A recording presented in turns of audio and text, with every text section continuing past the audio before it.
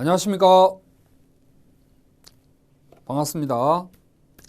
자, 이번 시간에는 우리 2012년도에 있었던 우편 및 금융상식 A 책형 기출문제 함께 점검하도록 하겠습니다.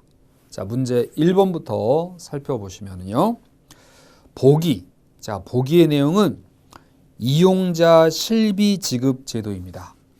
우편 관서를 이용함에 있어서 고객이 불편함을 받았다면 이에 대한 실비 정도, 현재 문화상품권 국내우편 기준으로 국내우편이라면 1만 원 상당의 문화상품권을 지급해주고 있는데, 이 이용자 실비 지급 제도와 관련해서 가로 안에 들어갈 그 단어입니다. 우편 영무의 제공과 관련하여 공표하는 기준을 충족하지 못했을 때 이용자에게 우편 관서를 이용하시는 이용자에게 교통비 등의 실비 전부와 일부를 지급하는 제도입니다. 고객을 위한 서비스 기준은 지방우정청장이 정하기보다는 우정사업본부 전체를 관할하시는 우정사업본부장이 정하는 게 더 맞겠죠. 효율적이겠죠.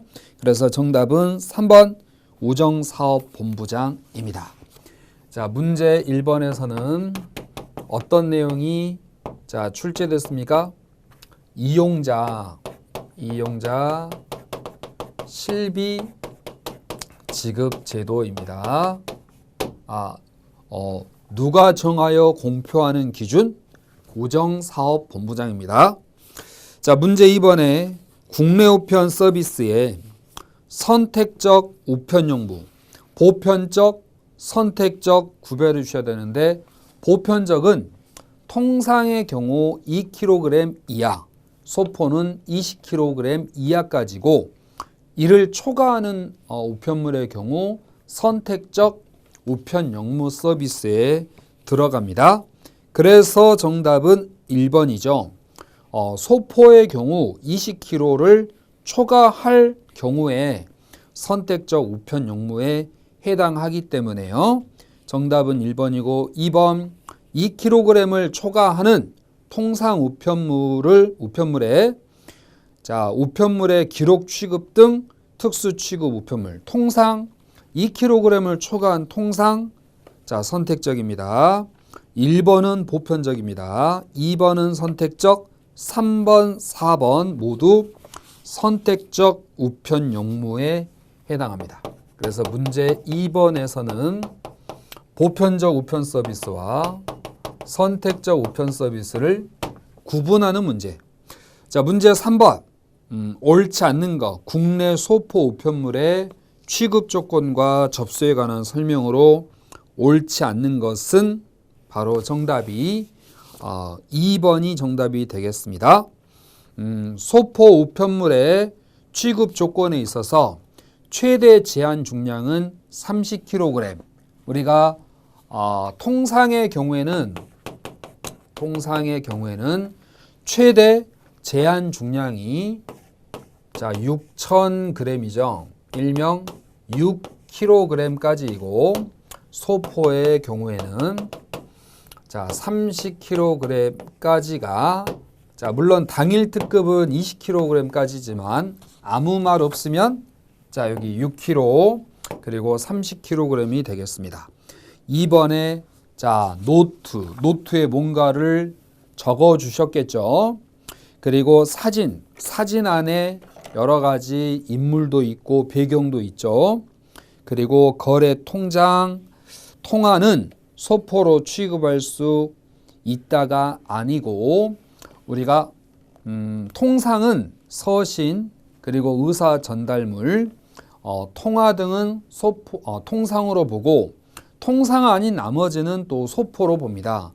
그래서 노트나 사진, 거래 통장 등은 의사 전달물이야. 나의 마음이, 나의 생각이 담겨 있는 의사 전달물이고, 또 통화는 말 그대로 통화이기 때문에 서신과 의사 전달물, 통화를 제외한 나머지는 우리가 이들은 통상으로 보고 통상을 제외한 나머지는 소포로 보기 때문에 노트, 사진, 거래, 통장, 의사 전달물, 통화 이들은 통상의 우편물로 해당하겠습니다. 이들 이외에 포장한 물건을 소포라고 합니다. 자, 3번 접수 시 내용품에 문의하고 포장 상태 검사합니다.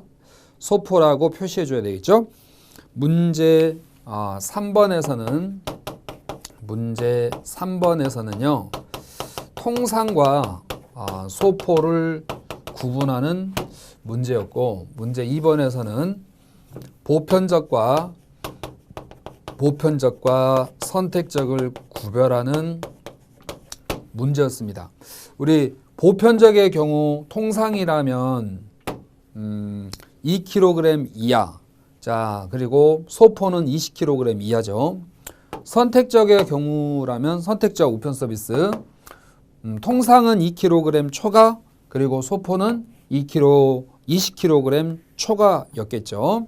그래서 보편적의 기준은 통상 2kg 이하, 소포 20kg 이하, 그리고 통상의 규격 요건과 또 최대 요건, 소포의 최대 요건 등은 별개로 따로따로 보셔야지 이걸 섞어서 생각하시면 잘 안 맞죠. 그래서 보편적과 선택적의 기준은 통상 2kg, 소포 20kg입니다.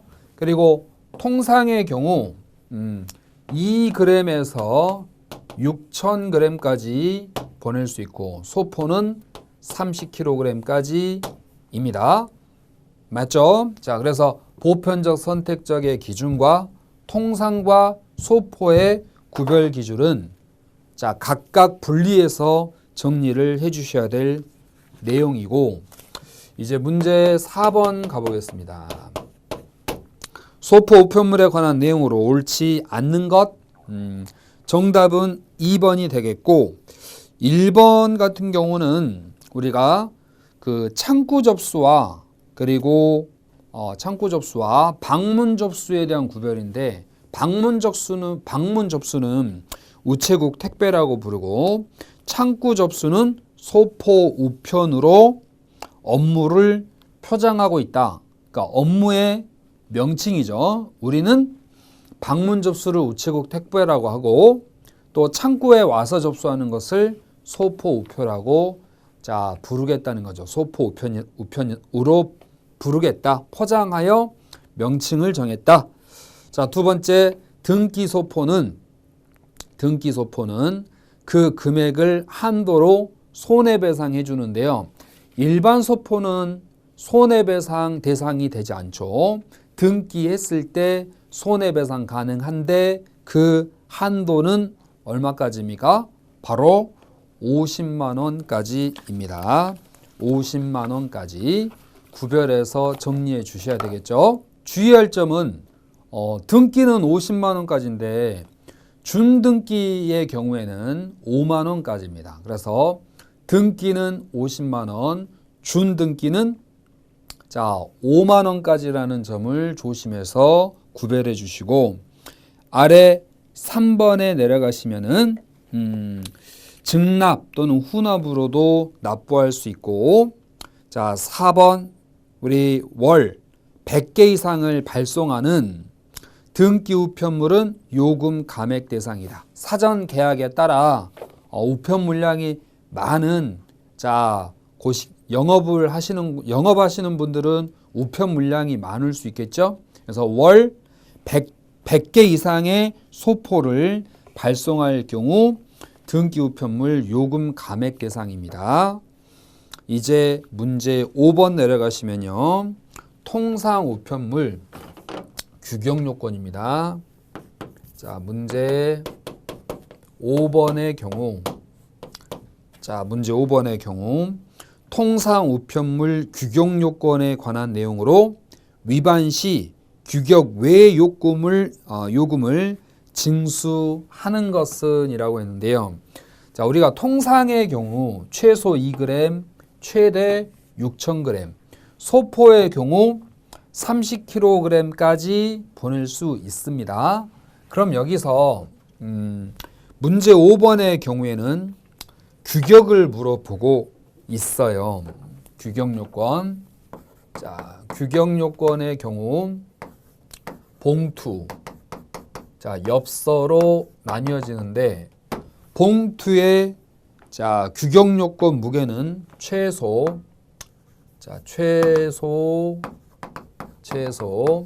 2g에서 자, 바로 50g까지죠. 3g에서 50g까지가 봉투의 규격 요건입니다. 봉투의 규격 요건은 최소 3g 이상 50g까지고 엽서의 자, 규격 엽서의 최소 무게는 2g 이상 최대 5g까지입니다. 여기에 최대라고도 같이 적어 보겠습니다. 최대 50g, 최대 5g까지입니다. 그래서 규격 봉투와 규격 엽서는 최소 3에서 50, 최소 2에서 50이 되겠어요. 요건 통상의 우편물에 들어가죠. 통상의 우편물. 자, 이 규격 요건 아니면 규격 외 요건이 되고 통상의 우편물의 경우 여기 통상의 우편물의 경우 규격 요건 말고 그냥 최대치로 최소로 따졌을 때는 최소의 경우 2g 이상 최대 6,000g 이상이 되겠죠. 여기 엽서의 최소가 2g이니까 최소 2g 이상이고 최대 6,000g까지가 통상 우편물의 규격인데 통상 우편물의 제한이에요. 제한인데 그 제한 중에 안에 요 그램 안에 들어갔을 때 규격이 되니까 자 뭡니까? 요게 최대치입니다. 최대치. 그리고 이 중에 이만큼이 규격 요건이라는 거죠. 그래서 규격 요건은 요 안에 들어와 있는 거. 요 안에 들어 있는 거고. 자, 요건 최대치의 크기이니까 요만큼이 되겠어요.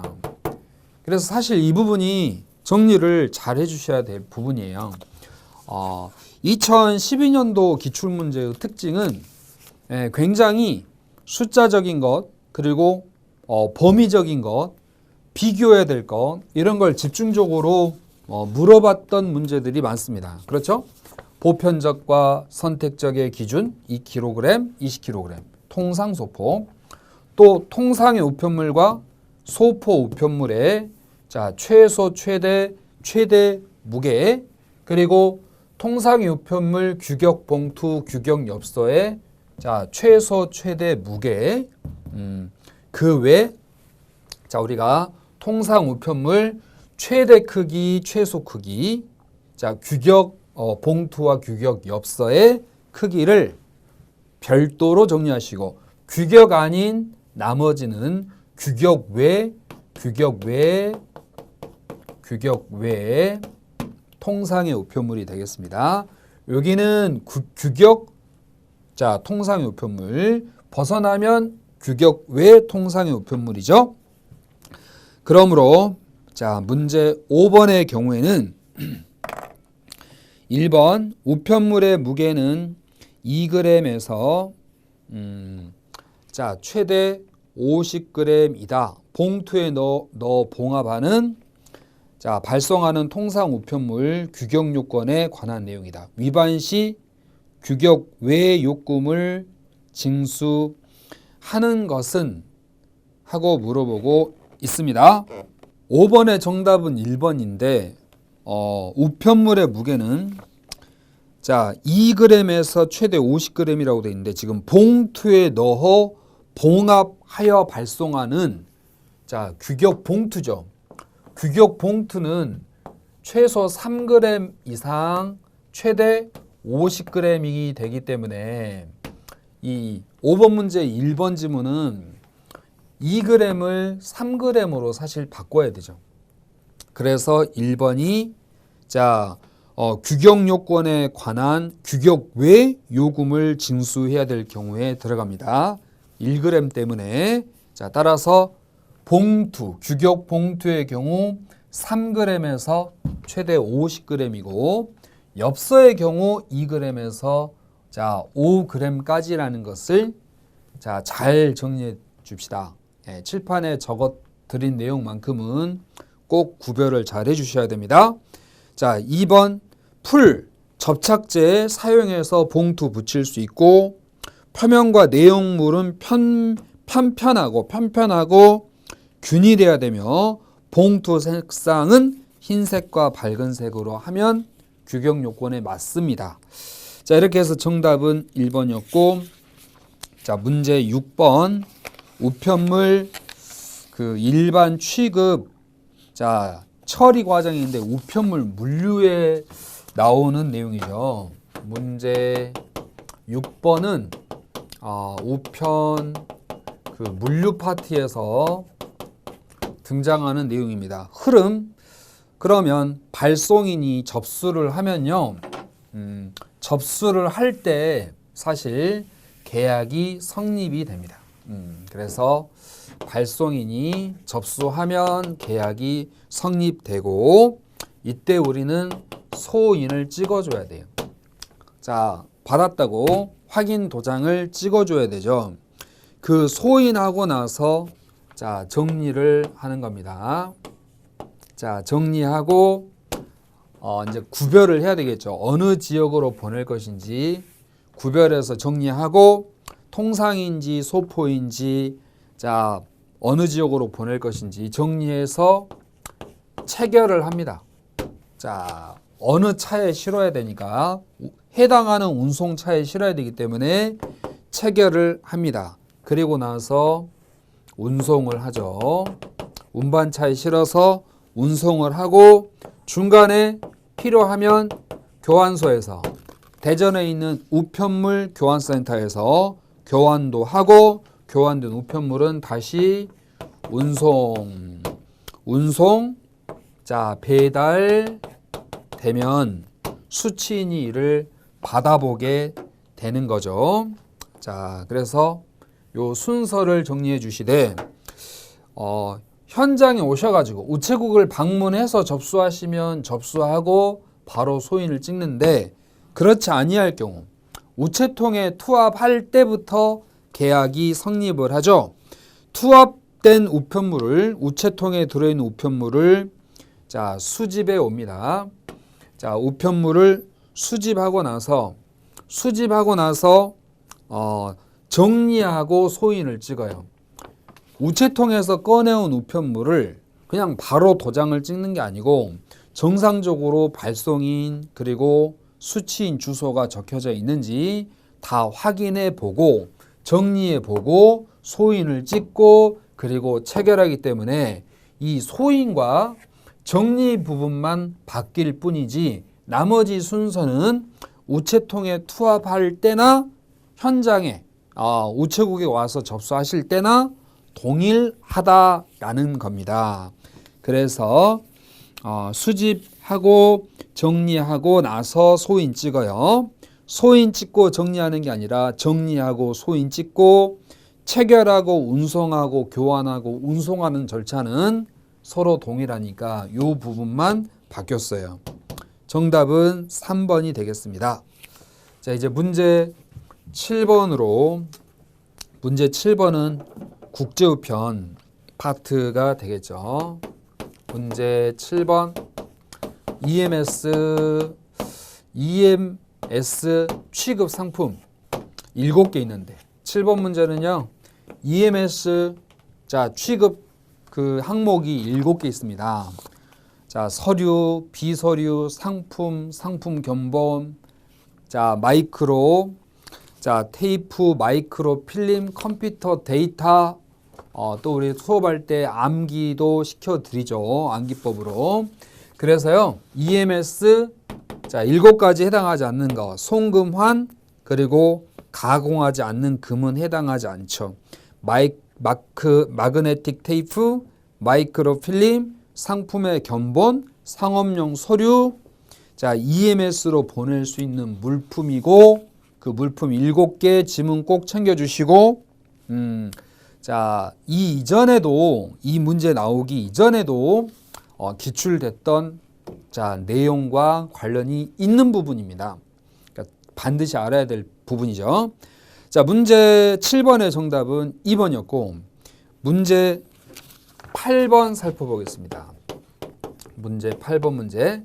이 8번 문제는 자, APPU에 관한 내용이죠. 앞에 자, 우리가 앞에 년도 기출에서는 UPU에 관한 문제도 있었고 또 이번 연도에는 2012년도에는 APPU에 관한 문제였죠. APPU에 관한 옳지 않는 것은 정답이 2번인데 1번 한국과 필리핀이 공동으로 제의했습니다. 61년 마닐라에서 창설대회를 개최하였고 2번의 상설기관으로서 관우국 관리이사회, 우편운영이사회, 국제사무국을 두고 있다. 이는 만국우편연합 UPU에 관한 설명이지 APPU는 아니죠. APPU는 집행이사회 그리고 우정대학하고 사무국을 두고 있습니다. 자, 그래서 UPU와 APPU를 잘 대조해서 구별해 주시고 나머지는 뭐 읽어주시면 되는 내용입니다. 자, 이제 9번 문제 가볼까요? 문제 9번 문제 어떤 내용입니까? 바로 항공 부가 요금만 징수한 우편물. 항공 부가 요금만 자, 징수하는 우편물이 있어요.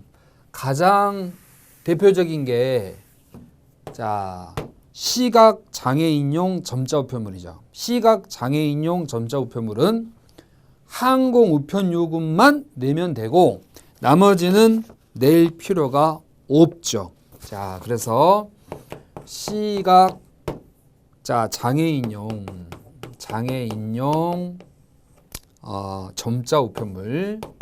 점자 우편물이 있고 하나 더 알아두셔야 될 게 전쟁 포로 및 민간인 피억류자 소포가 있습니다. 전쟁 포로 및 자, 민간인 뭐 군인도 포로로 잡혀 있지만 민간인도 억류된 경우가 있겠죠. 민간인 피억류자 소포 등도 항공요금만 징수한다는 것 챙겨가시고 문제 10번 자, 정리합시다. 문제 10번의 출제 주제는 바로 우체국 예금 보험에 관한 설명으로 옳은 것. 자, 옳은 거 물어봤기 때문에 틀린 거 3개 찾아주셔야 되는데 일단 정답은 2번입니다. 자, 1번 우체국 예금은 예금자 보호법이 아니라 우체국 예금 보험에 관한 법률에 의거해서 원리금, 전액을 보장받습니다. 자, 따라서 예금자 보호법이 아니고 우체국 예금 보험에 관한 법률에 근거해서 원리금 전액을 지급받고 자, 2번 자, 우체국 보험도 위험을 분산하기 위해서 재보험에 가입을 할 수가 있습니다. 선박이라든지 비행기라든지 금액이 커요. 선박 자, 또는 자, 비행기와 같이 자, 보험 금액이 커. 이걸 받는 보험사가 있겠죠. 그 보험사를 원수보험사라고 부릅니다. 처음부터 받았다는 뜻이죠. 수는 건네받다 이런 뜻입니다. 이 원수보험사가 위험을 분산, 회피하기 위해서 다시 자, 타 보험회사에 가입을 자, 할 수 있는데 이걸 우리는 재보험이라고 부르며 우체국의 경우 원수보험의 내용을 할 수 있습니다. 할 수 있습니다. 정답은 2번이 정답이고 3번에 금융위원회 정기 검사를 받아야 한다가 아니라 검사를 요청할 수 있습니다.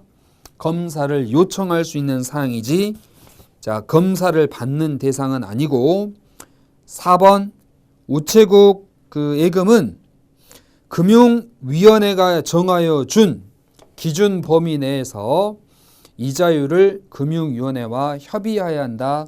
틀렸는데 금융통화위원회가 정해준 기준 범위 내에서라면 기준 안에서라면 자유롭게 정할 수 있습니다. 기준을 벗어나면은 협의해야 되겠지만 정해준 기준 범위 내에서라면 정할 수 있다. 협의하지 않아도 정할 수 있습니다. 2번이 옳은 지문이고 11번 옳지 않는 것 됐습니다. 우체국 전자금융 및 제휴 서비스입니다. 전자금융 및 제휴 서비스. 11번 문제죠. 11번. 전자금융 하면 인터넷 뱅킹, 스마트 뱅킹, 폰 뱅킹 이런 거 생각하시면 돼요. CD기, ATM기 다 포함되는 개념이죠. 1번 우체국 예금 고객은 창구망 공동 이용 서비스를 통해서 제휴은행 창구에서 자행 거래 방식으로 입출금이 가능하다. 1번이 틀렸는데요. 제휴은행 고객이 우체국과 제휴를 맺은 은행 고객이 하나은행이다. 하나은행 고객이 우체국 창구에 오셔가지고 거래를 하는데 이게 타행 거래가 아니라 자행 거래 방식으로 인정을 해준다는 거죠. 보통의 시중은행들이 점포 수를 줄여나가고 있는 반면에 우체국의 경우에는 우편이라는 기본적인 보편적인 서비스 때문에 전국에 많은 우편관서를 망을 거느리고 있습니다.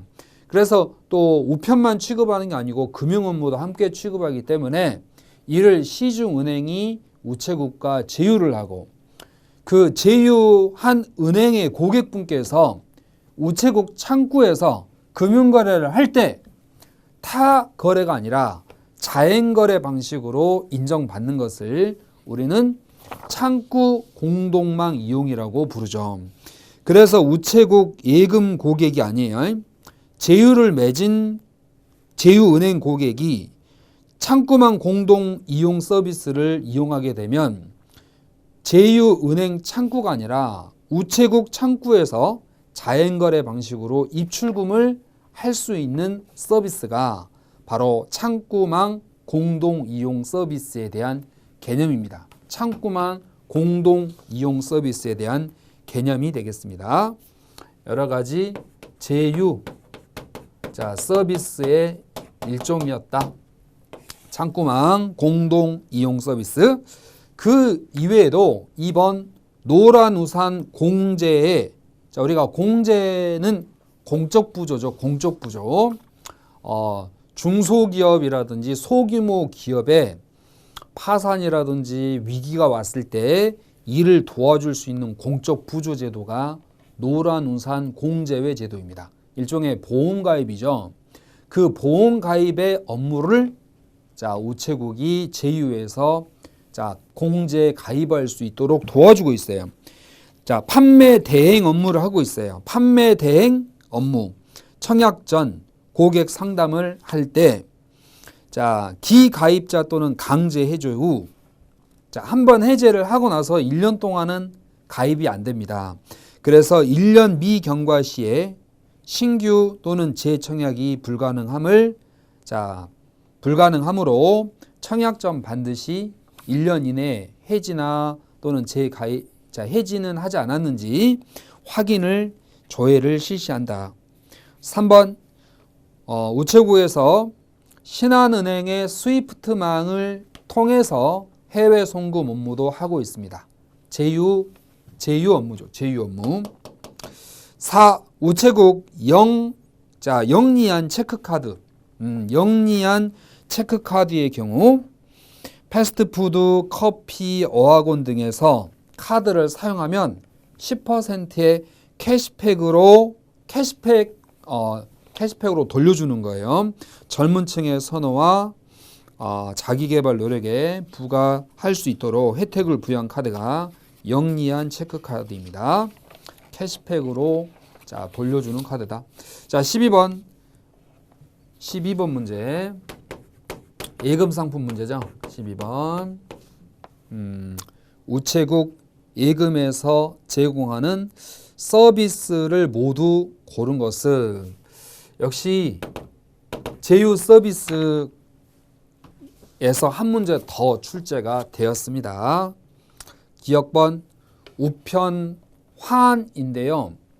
환은 교환증서라고 하는 교환증서. 그 환을 보내주면 그 환증서를 받으신 분이 우체국에 가서 돈으로 바꿀 수 있는 거죠.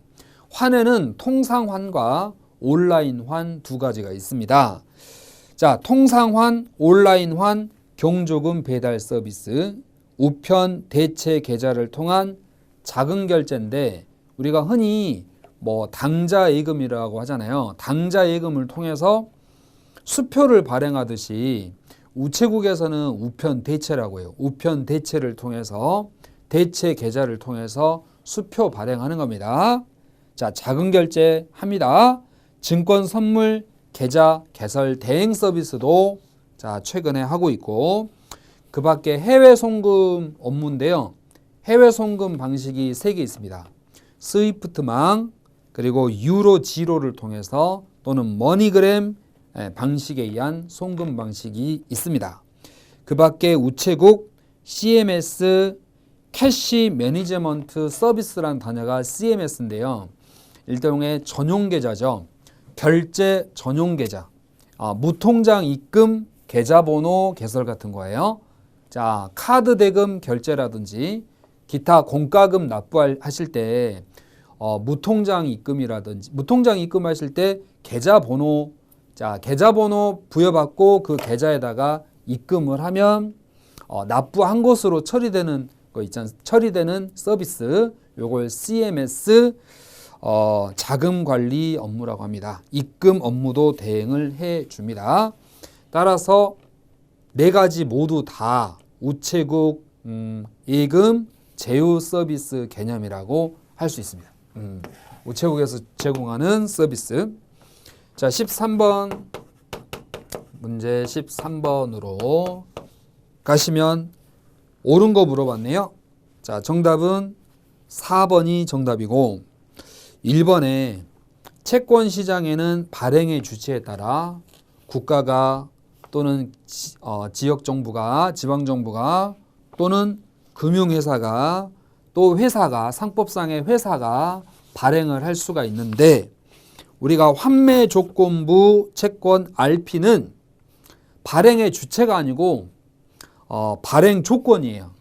내가 자 며칠 지나면 어느 정도 기간이 지나면 다시 사줄 것을 조건으로 너에게 채권 판다. 기간 지나서 내가 다시 더 높은 가격으로 살게. 요건 발행 조건이지 발행의 주체가 아니죠. 자, 2번에 우리가 일반은행은 국민은행, 우리은행, 자 시중은행, 지방은행 다 들어갑니다. 그런데 중소기업은행이라든지 중소기업은행, 산업은행, 수출입은행 자 등은 개별적인 특별법에 따라 만들어진 일종의 특수은행이죠. 그래서 일반은행이라고 보기에는 일반은행이 아니라 일반은행은 국민, 우리, 신한은행이고 중소기업은행, 산업은행, 수출입은행 등은 자 특수은행에 들어가요. 농수산은행도 마찬가지입니다. 일반은행, 특수은행 영역 구별해 주시기 바라고 또 상호금융이라든지 여신 전문 금융회사 등 금융기관의 종류를 정리해 주실 필요가 있습니다. 3번 모든 금융소득은 자 합산하여 종합과세한다. 자, 금융소득 2천만 원 초과할 경우에 합산하죠. 그래서 모든 금융소득 올바른 표현이 아니고 4번에 고객 그 확인 제도가 있습니다. 자, 거래 당사자의 신원 확인, 고객의 실제 당사자 여부, 금융거래 목적까지 더 철저하게 확인해야 될 제도가 고객 확인 제도인데요. 이 고객 확인 제도는 그 대상이 있어요. 바로 계좌 신규 개설 시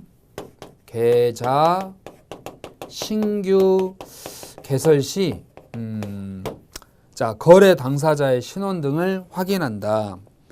자, 실제 당사자인지 금융거래 목적도 확인할 수 있고 또 1,500만 원 이상의 일회성 금융거래. 과거에 2천만 원에서 지금은 1,500만 원으로 19년도에 금액이 개정됐죠. 기타 의심거래에 대해서는요.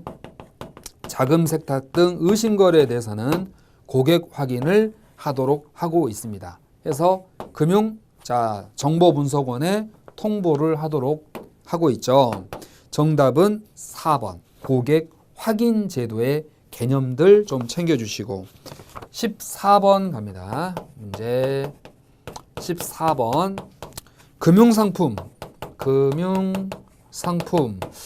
자, 금융상품은 시대에 따라서 또 그때그때 시점에 따라서 시험 시점에 따라서 달라질 수 있기 때문에 항상 오정사업본부 학습자료 내용을 기본으로 해서 당시의 학습자료 내용을 기본으로 해서 준비를 해 주셔야 하겠습니다. 자, 여기에 별표되어 있는 이유는 당시의 금융상품 2012년도의 금융상품과 지금의 금융상품은 좀 차이가 있기 때문에 실제 당시에 기출됐던 문제들을 지금 판매되는 금융상품으로 변경을 해 놓은 문제인데 또 이후에 또 변경되는 상품들도 있을 수 있기 때문에 시험 전 꼭 강의를 통해서 또는 자료를 통해서 확인해 주셔야 되겠습니다. 자, 옳은 것은 정답이 1번이 되겠어요. 듬뿍 우대저축은 뭔가 좀 많이 준다는 느낌이잖아요. 예금 액별 차등 금리 적용. 그러니까 예금 금액별이니까 기간별 아닙니다. 여기 기간별로 잘 바꾸는데 기간이 아니라 여기는 금액별로. 금액이 많으면 더 많은 금리를 주겠다. 자, 2번 이웃사랑 정기예금의 경우 공익형 정기예금인데 여기에 이웃사랑 정기예금 가입을 할 수 있는 가입 그 자격이 있는데요. 여기에 퇴직연금 사업자는 들어가지 않아요. 퇴직연금 사업자는 퇴직연금 정기예금이라고 따로 있습니다. 퇴직연금 정기예금이라고 별도로 있습니다.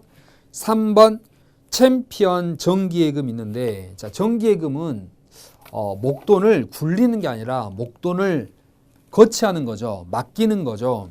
그런데 그 목돈이 중간에 좀 필요한 경우도 발생할 수 있을 겁니다. 그런데 중간에 정기예금을 깨버리면 만기 이전에 해지하면 손해보는 게 많잖아요. 그래서 요즘은 중도 분할 해지, 중도 이자 지급 이런 그 여러 가지 옵션이 결합된 정기예금 상품들이 많이 등장하는데 요 챔피언 정기예금이 그런 옵션이 붙어 있는 상품이에요. 그래서 만기 일시 지급의 경우, 그러니까 만기의 원금과 이자를 한꺼번에 주는 겁니다. 중간에 이자 안 주고. 근데 이분이 잠깐 필요한 목돈이 좀 필요했어요. 그래서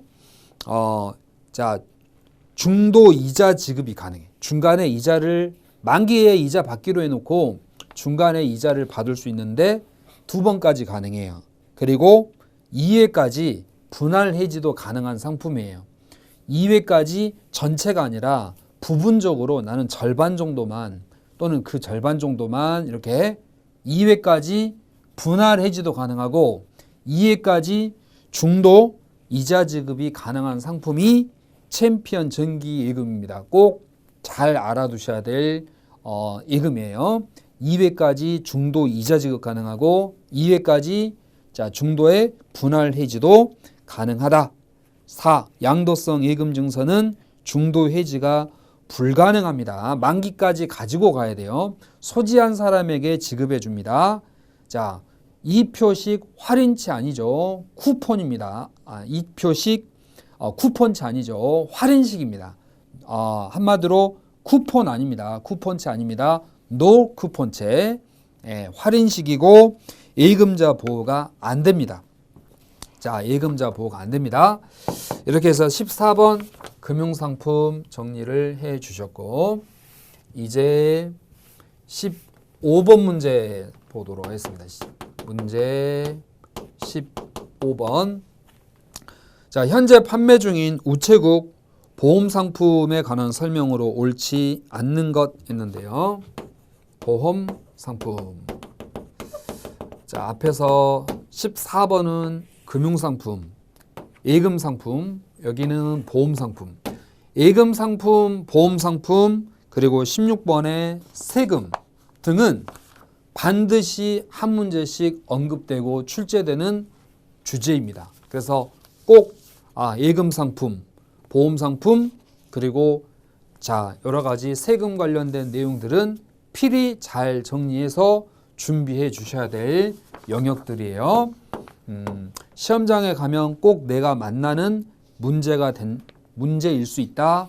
세금, 예금상품, 보험상품 등은 철저히, 왜냐하면 또 그 부분들이 나오는 것은 확실한데 또 쉽지 않은 부분들이거든요. 그래서 열심히 잘 평소에 정리를 해 두셔야 할 내용들이고, 또 상품이라는 것은 또 팔 때도 있고 팔 때도 있고 중단될 때도 있고 하니까 최종적인 것은 시험 전 발표되는 우정사업본부의 학습 자료를 꼭 확인하셔가지고 최종적으로 시험장에 갈 때 알고 가야 될 상품을 정리하셔야 됩니다. 자, 계속해서 15번 옳지 않는 것 했는데요. 우리 건강 클리닉 보험은 큰 병, 큰 보장하고 비슷한데 5천만 원이라는 글자가 나오면 건강 클리닉 보험으로 가면 맞습니다. 2번 우체국 안전벨트 하면 뭐 교통이라든지 사고와 관련이 있겠죠. 레저 문화 확산 추세에 따라 휴일 교통 재해 사망 보장을 더욱 강화했고, 장애인 전용 무배당 어깨동무 보험에서 우리 어깨동무라는 말이 들어가는 우체국 상품은 장애인 전용 상품입니다. 자, 장애인 전용 상품인 어깨동무에서 암보장 개시일은요. 자, 암보장 개시일은 계약일로부터. 근데 이 문구는 사실 다른 그 보험 상품에도 다 공통적으로 적용되는 문구예요. 그래서 이 문구 하나만큼은 그냥 필수로 알고 계셔야 되겠죠. 다른 상품도 마찬가지입니다. 자, 암보장 개시는 계약일로부터 그 날을 포함하여 90일이 계약일로부터 계약을 한 날로부터 그날을 포함하여 90일이 되는 날에 날부터 보장해 주는 게 아니라 90일이 되는 날에 다음 날부터 보장이 됩니다. 90일이 지난 다음 날로부터 암보장 개시일. 자, 암보장 개시일은 90일이 지난 다음 날부터라는 것. 자, 요 잊지 않아야 되겠어요. 그리고 4번은 에버리지 상해 보험 80세까지 보장되어집니다. 16번 보험 관련 세금 문제. 16번은 보험 관련 세금인데요. 이 보험 관련 세금도 잘 챙겨 보셔야 되겠죠. 뭐 저축성 보험의 비과세라든지 이런 부분들 잘 들여다 봐야 돼요. 2019년도에도 보험 관련 세금이 언급돼서 출제가 됩니다. 1번 저축성 보험의 경우, 최근에 가입하는 저축성 보험의 경우 그 비과세 보험 차익에 대한 비과세. 보험 차익은 사실 이자 소득으로 보죠. 자, 이자 소득으로 보는 보험 차익의 비과세는 10년 이상 유지됐을 때, 10년 이상 유지됐을 때 우리가 저축성 보험은 내가 납입한 보험료보다 만기 때 받는 돈이 더 많을 때 저축성 보험이고 그 원금보다 더 많이 받는 부분에 대해서는 이자 소득으로 간주해요. 그래서 그 이자 소득에 대해서 과세를 해야 되는데 비과세 요건은 10년 이상 유지했을 때예요. 10년 이상. 자, 2번 연금 자, 저축보험을 중도에 해지할 경우 자, 중도에 해지할 경우에 분리과세를 적용하는데 일반 연금 외 수령으로 이자 소득세가 부과되나 우리가 저축에서 발생하는 수익은 대개 이자입니다. 그런데 중도에 해지를 하시면 이게 이자 소득세로 들어가는 게 아니라 요건 기타 소득세로 봅니다. 조심하셔야 됩니다. 자, 저축보험의 경우 만기 때 원금보다 더 많은 돈을 받으면 그 차액, 보험 차액은 이자 소득이에요. 그런데 중도에 해지했을 때 보험 차익이 생기면 돈을 좀 더 받게 되는 경우가 있겠죠. 중도에 해지했을 때 보험 차익이 생기면 이건 기타 소득으로 간주를 합니다. 조심하셔야 됩니다. 그래서 일반 연금 외 수령으로 이자 소득세가 부과되나 여기 틀렸어요. 기타 소득세가 부과돼요. 우리가 이자 소득세는 15.4%인데 기타 소득세는 16.5%예요. 지방세 포함해가지고 여기는 14 플러스 1.4고 여기는 15 플러스 1.5거든요. 그래서 요건 이자 소득세, 자, 요건 기타 소득세 세율입니다. 이자 소득세와 배당 소득세는 그 세율이 같아요. 이자와 배당은. 하지만 기타 소득세는 이자 배당보다 세율이 자 1%, 1.1% 더 높습니다. 그래서 중도에 해지할 경우에는 분리과세를 적용하는데 일반 연금 외 수령으로 기타 소득세가 부과됩니다. 부득이한 사유로 인하여 자 연금 외 수령이 인정되는 경우 이제 대신 부득이한 경우로 해지하게 되면 그때는 연금 소득세를 부과하는데 연금 소득세는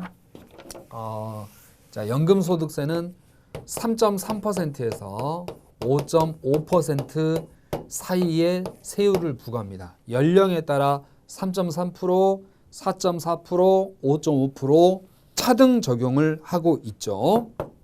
자, 이자 배당 15.4%, 기타 소득 15.5%, 연금 소득 3.3에서 5.5%까지 연령대에 따라서 달라진다는 거. 그리고 3. 장애인 전용 보험의 경우 동일한 계약건이라고 되어 있는데요. 동일한 자 계약건 자 건으로 보장성 보험 소득공제와 우리가 보장성 보험은 12.5% 자 세액공제 받죠. 보장성 보험. 그리고 자 장애인 전용 보험 소득공제를 받는다. 장애인 전용 보험은 15. 자 우리가 죄송합니다. 12% 플러스 1.2%이기 때문에 요걸 합치면 13.2%의 자 세액공제를 받습니다. 100만 원 한도로 100만 원에 13.2%니까 13만 2천 원이에요. 13만 2천 원. 요건 보장성 보험입니다. 보장성 보험. 자, 그리고 장애인 전용 보험은 15%죠.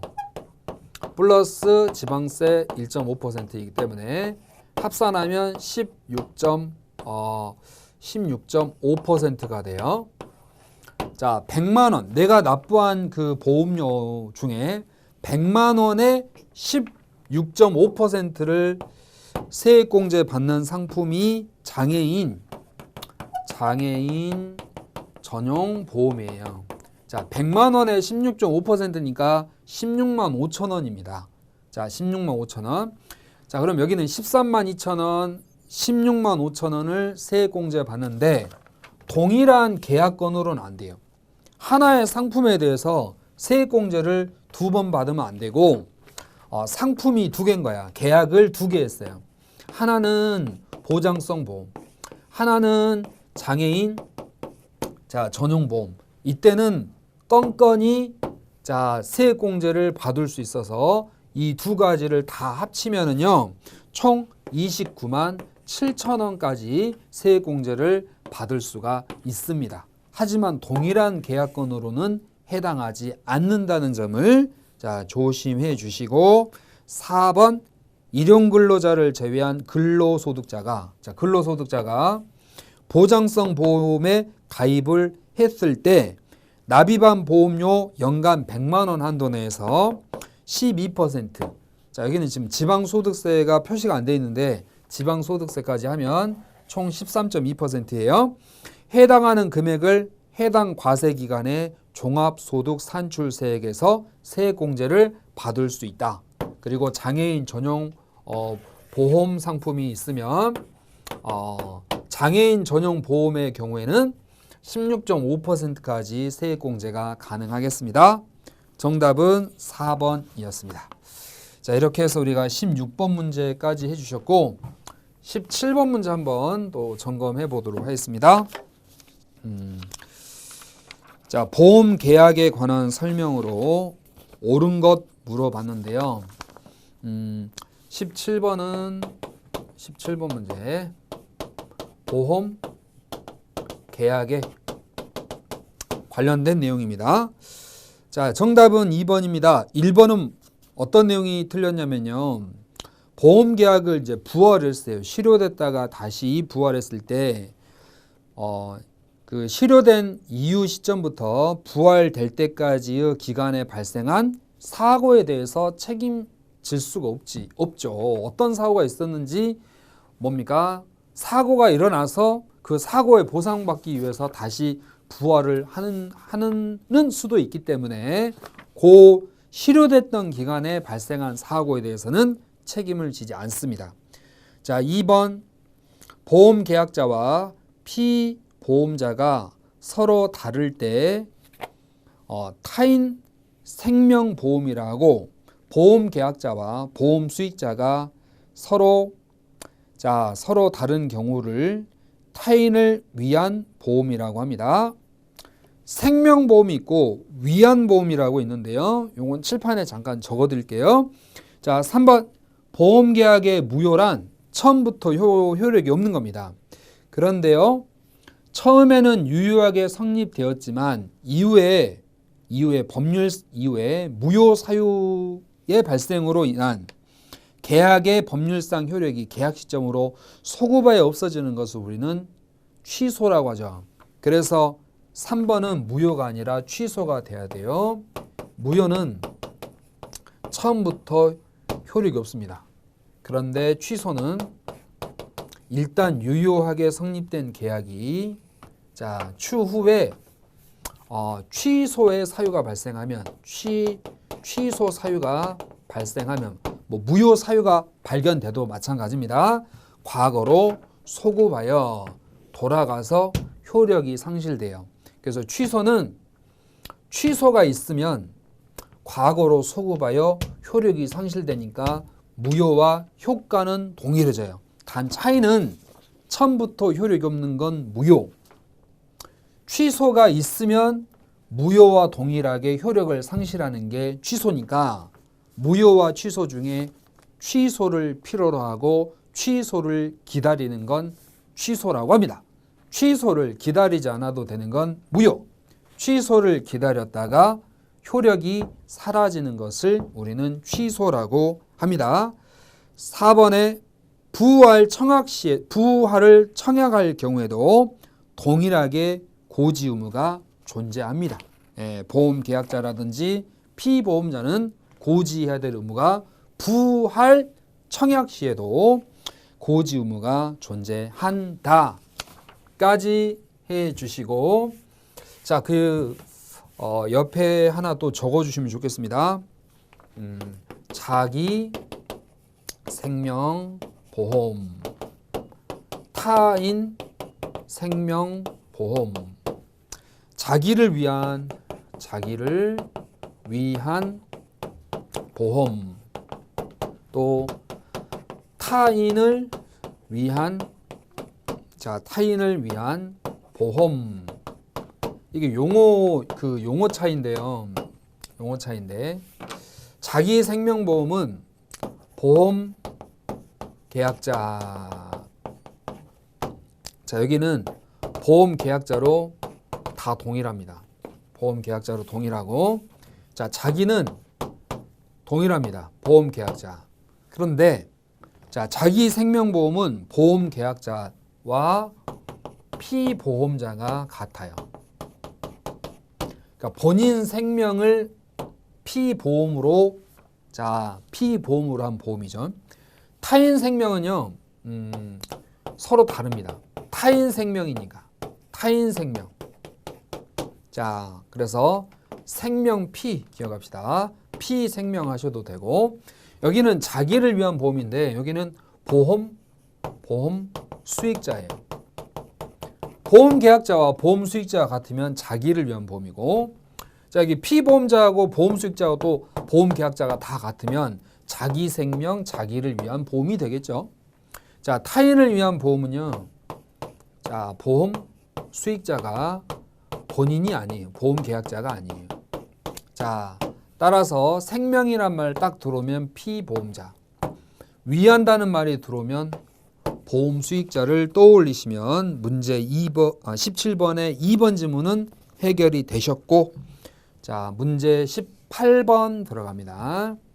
문제 18번 생명보험 상품의 종류인데요. 옳지 않는 것은 1번입니다. 우리가 종신이란 생을 마감할 때까지죠. 따라서 보험기간을 별도로 정하지 않습니다. 종신은 보험기간을 별도로 정하지 않습니다. 자, 2번 저축성 보험은 저축 기능을, 자, 3번은 연금보험은 말 그대로 연금 수령을 목적으로, 교육보험은 교육자금 마련할 수 있도록 설계된 보험이다. 그러니까 목적에 따라 보험의 종류가 다음과 같이 크게 나뉘어지고, 또 그 나뉘어진 분류 안에서 또 세부적으로 상품들이 구성될 수가 있겠습니다. 자, 이번 시간 여기까지 2012년도 우편 및 금융상식 A체형 자, 기출문제 풀이를 함께 하셨습니다. 수고 많이 하셨고 정리 잘 되시고 화이팅 하시기 바랍니다. 감사합니다.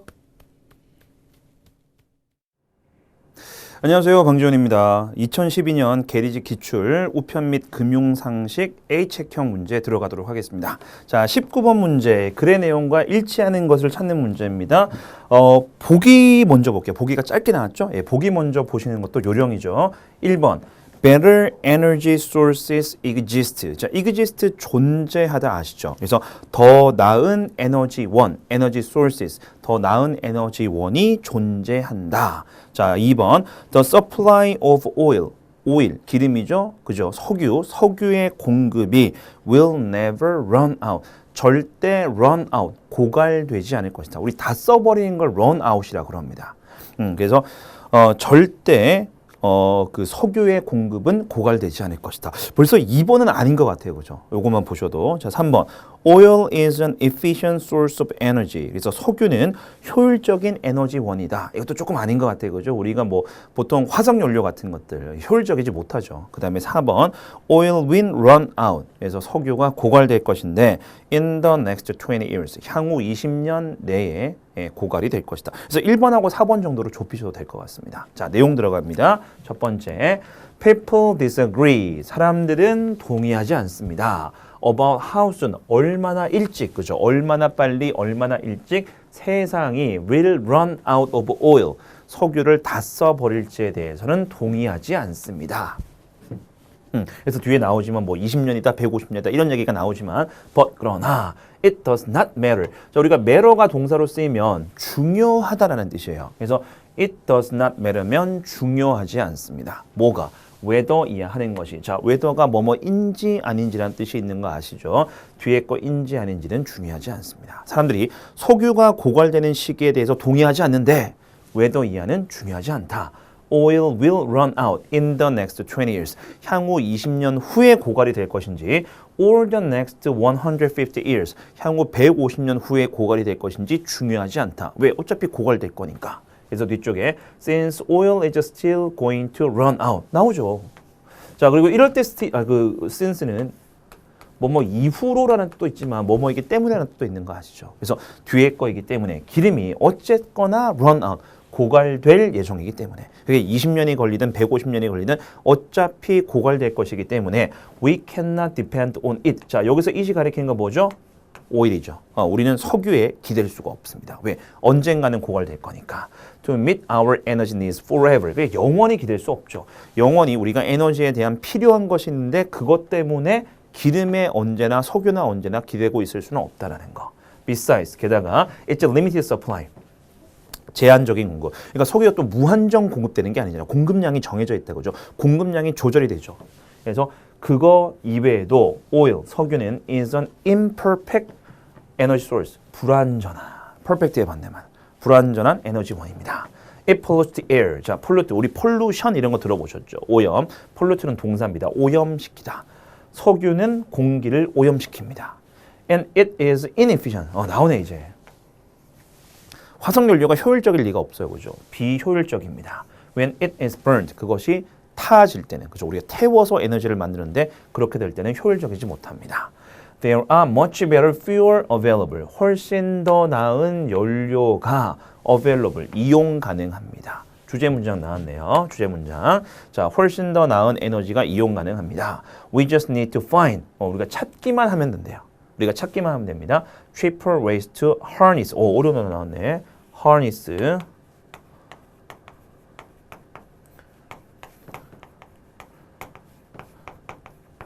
네, 동력으로 이용하다는 뜻이죠. them. 여기서 them은 뭐예요? 아까 fuels, 그죠? 더 나은 연료들. 더 나은 연료들을 동력으로 활용할 저렴한 방법을 찾기만 하면 됩니다. 예를 들면 태양 에너지 이런 것들. 이야기를 하겠죠. 그럼 글의 내용과 일치하는 거. 자, 아까 우리가 1번하고 4번으로 좁혔었나요? 1번하고 4번으로 좁혔죠? 1번 답이죠. 더 나은 에너지원. 제일 끝에 나왔다. 그죠? Better fuel. 그죠? 더 나은 에너지원이 존재합니다. 1번이 정답. 자, 그리고 4번. 20년 내에 20년 후에 고갈될지 150년 후에 고갈될지는 중요하지 않다. 그래서 4번 아니다. 그죠? 2번하고 3번도 아까 확인시켜 드렸습니다. 예, 정답은 1번입니다. 20번 갑니다.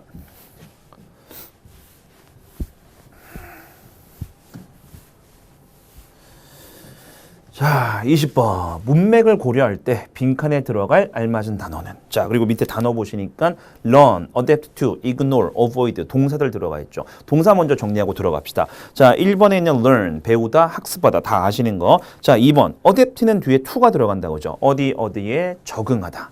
예, adapt to, 어디에 적응하다. 자, 3번 ignore, 무시하다, 간과하다. 그리고 4번 avoid, 피하다입니다. 자, 4개 동사 중에서 문맥에 맞는 거 선택하시면 됩니다. 자, 이제 지문 들어갑니다. If you want to be successful, 만약에 당신이 성공적이고 싶다면 in global business, 전 세계적인 사업에 있어서 당신이 성공하고 싶다면 you must understand the cultures of other countries. 다른 국가들의 문화를 이해를 해야 됩니다. 다른 나라의 문화를 이해를 해야 됩니다. And learn, 그리고 배워야 합니다. How to adapt to them. 여기서 them이 가리키는 게 바로 위에 있는 cultures겠죠. 다른 나라의 문화에 적응도 하는 걸 배워야 됩니다. Or 아니면 change your practice. 당신의 연습이란 뜻도 있지만 행동이나 관행. 행동이나 관행이란 뜻이 있죠. In different cultures. 그죠? 다른 문화에서. 다른 문화권에서는 당신의 행동을 바꿀 줄도 알아야 됩니다. It is important that 야가 중요합니다. You should not make a business decision. 자, 사업적인 결정을 내리지 않아야 됩니다. That are based on, be based on 어디에 근거해서 misconception. 뭡니까? misunderstanding, misconception. 오해. 그래서 잘못 알고 있는 건데 거기에 근거를 해서 어떤 사업적인 결정을 내리면 안 되겠죠. 그 얘기를 한 겁니다. One misconception is ethnocentrism. 자, 밑에 설명 나와요. 자기 민족 중심주의. 안 좋은 말이죠. 타민족에 대해서 배타적이고 멸시적인 걸 의미를 합니다. 자, ethno가 뭐냐면 민족이에요. 민족. 그리고 이 단어 보세요. centrism. 센터에서 왔죠. 센터. 중심주의. 그죠? 자민족 중심주의. 그래서 하나의 그런 오해가 문화에 대해서 잘못 알고 있는 게 자민족 중심주의입니다. 그래서 예를 들어서 우리가 미국에 갔는데 한국식으로 생각하고 그대로 행동하는 거 이런 게 이제 이런 문제를 발생시킬 수 있다는 거죠. The belief that 자 설명 들어가네요. 어떤 믿음이냐면 one's own culture 그 사람 자신의 문화가 is better than other culture 다른 문화보다 더 뛰어나다, 더 낫다, 더 우월하다고 생각하는 거. 이건 잘못된 것이다라고 얘기를 하죠. Ethnocentrism can exist. 그래서 자민족 중심주의는 존재할 수 있습니다. In an individual, 개인적인, 개별적인, or in an organization, 개인에게도 존재할 수 있고 그리고 단체에서도 자민족 중심주의가 존재할 수 있다. 자, to 땡땡 ethnocentrism, 그 이 안 좋은 부정적인 자민족 중심주의를 뭐뭐하기 위해서는 it is necessary to study, 공부할 필요가 있습니다. 연구할 필요가 있습니다. 뭐 the different element of culture, 문화의 다른 요소들을 공부할 필요가 있다. 공부하래요. 공부하래. 공부하는 이유가 뭐예요? 안 좋은 자민족 중심주의를 없애거나 피하거나 하기 위해서죠. 그럼 답이 뭡니까? 보기 중에서 avoid가 들어가야 되겠네요. 그죠? 자민족 중심주의가 안 좋은 거라는 걸 앞에서 파악을 하시고 그거를 피하기 위해서는 다른 요소들, 문화의 다른 요소들을 연구를 해야 됩니다. 라고 들어갑니다. 자, 여기 뒤쪽도 갑니다. 뭘 포함해서 연구를 하느냐? language, 언어, religion, 종교, values, 가치, 가치관, customs, 관습, and material element, 어떤 물질적인 요인들도 공부를 해야 됩니다. 라고 들어가죠. 그래서 자기민족 중심주의를 피하기 위해서. 예, avoid 정답. 네, avoid 정답. 무시하거나 이런 건 아니다. 그죠? 네. 네, 여기까지 2012년 문제 푸셨습니다. 수고하셨습니다.